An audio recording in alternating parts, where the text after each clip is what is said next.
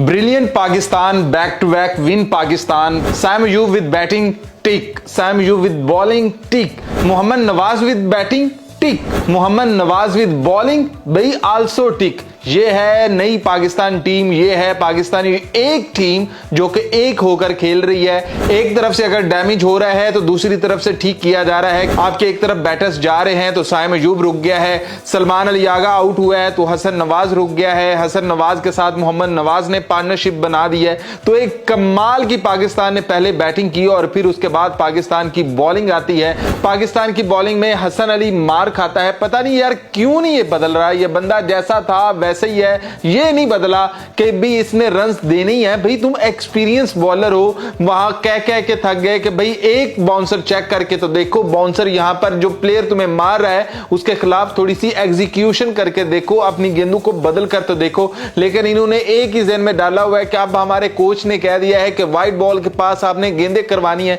भाई बैटर को भी पता है कि यहीं पर इन्होंने गेंदें करवानी है, तो क्या उसके पास प्लान नहीं होगा? उसके पास प्लान उसके कोच ने नहीं दिया होगा कि भाई तुमने यहां पर गेंद आई तो छक्का कैसे मारना है? बस उसके अलावा कुछ एग्जीक्यूशन नहीं हो रही और इसी की वजह से 3 ओवर के अंदर रज के स्कोर दिया है। जहां पर पाकिस्तान की बॉलिंग अटैक ने प्रेशराइज करना था यूएई को शुरू के अंदर, वहां पर हसन अली सारे का सारा मोमेंटम लूज करके चला जाता है, स्कोर देकर चला जाता है। जब आपके एक्सपीरियंस बॉलर को इस तरह से मार पड़ रही हो तो फिर आपके जो यंगस्टर्स हैं वो भी मार खाते हैं। सलमान मिर्जा आउटस्टैंडिंग बॉलिंग करता है, लेकिन आज वो भी रंग में रंग गया और उसने भी मार खाई। लेकिन फिर भी हसन अली जितनी मार नहीं खाई कि 4 छक्के हसन अली को लग गए, सलमान मिर्जा को 2 लगे। जबकि आज सुफियान मुकीम का एक रेयर बुरा दिन था कि उसको भी मार पड़ी है और मार सिर्फ एक बंदे नहीं मारा है, उसी ने ही छक्के मारे हैं। तो सुफियान मुकीम को भी थोड़ा सा कंट्रोल लाना है अपनी बॉलिंग के अंदर, उसे मेहनत करनी है अपनी बॉलिंग के ऊपर। तो वही ना, एक तरफ से अगर डैमेज हो रहा है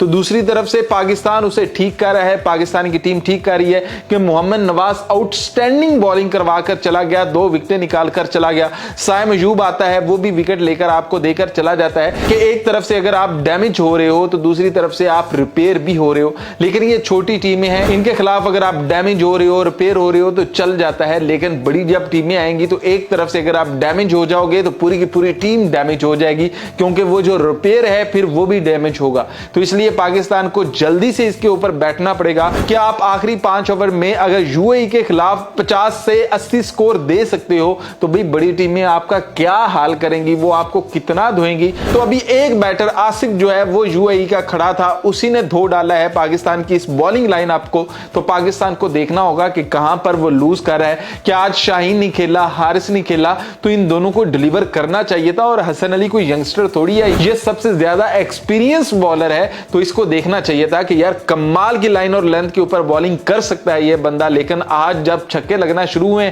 तो भाई सारी की सारी गेम ही बदल दिया और अकेले आसिफ ने धो डाला। जबकि पाकिस्तानियों को मुबारक हो कि बैक टू बैक पाकिस्तान की विन्स आई हैं। पाकिस्तान जो है पॉइंट्स टेबल के ऊपर टॉप पर चला गया है। 2 मैच दोनों के अंदर पाकिस्तान की विन है। अब अगला मैच आएगी तो देखी जाएगी कि कौन आता है सामने, क्योंकि पाकिस्तान के पास रेस्ट भी आ जाएगा, पाकिस्तान के पास प्रिपरेशन भी आ जाएगी। पाकिस्तान ये जो गलतियां कर रहा है इनको रिकवर करने का भी वक्त आ जाएगा। तो पाकिस्तान को अपनी फील्डिंग के ऊपर भी देखना है कि आप कहां पर लूज हो जाते हो, थोड़ा सा आप एक्स्ट्रा रन कहां पर दे जाते हो। आपने अपनी जो थ्रो है उसे थोड़ा सा और एक्यूरेट करना है, आपने अपने हाथों को थोड़ा सा और पक्का करना है। तो बाकी वेल डन, पाकिस्तान ने जीत लिया है, एज ए टीम जीत लिया। जब एज ए टीम आप खेलते हो तो फिर ये छोटी मोटी चीजें आपकी गलतियां रह जाती हैं, फिर ये गुनाह नहीं बनते, क्योंकि जब मैच हारोगे गुनाह तो तभी बनेंगे ना, फिर ये गलतियां नहीं रहती।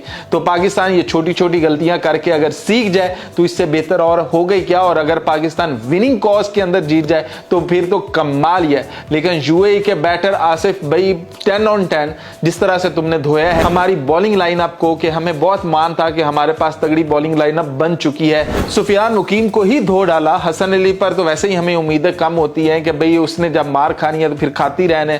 जब उसने ओवर के अंदर कमबैक करना, आपने आखिरी ओवर देखा है कमबैक किया है, एक ही ओवर के अंदर उसने सब कुछ खत्म कर दिया है कि लग रहा था कि भाई क्या पता ये 37 स्कोर भी खा जाए, लेकिन वो 5 के ऊपर 4 के ऊपर ही कहानी खत्म कर देता है।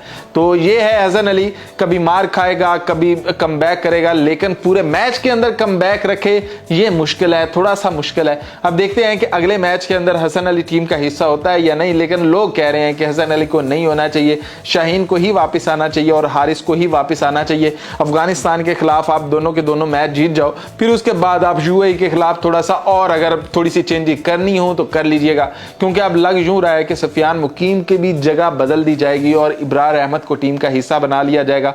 लेकिन अगर ऐसा कर लो कि सुफियान भी टीम का हिस्सा रहे, इब्रार भी टीम का हिस्सा रहे, तो कैसा रहेगा। लेकिन अब मसला ये होगा कि फिर टीम से निकाले कैसे, क्योंकि खुशदिल शाह भी बैठा है, वो भी इसी इंतजार में है कि कोई बुरी परफॉर्मेंस दे तो मैं उसकी जगह आऊं, तो फिर फहीम अशरफ ही बचता है, उसे ही टीम से निकाला जाएगा कि वैसे तो बैट से वो स्कोर बना रहा है तो वो खुशदिल शाह भी बना देगा, तो बॉल से वो थोड़ा सा बना नहीं रहा है, लेकिन पाकिस्तान के पास वो एक फास्ट की ऑप्शन आ जाती है।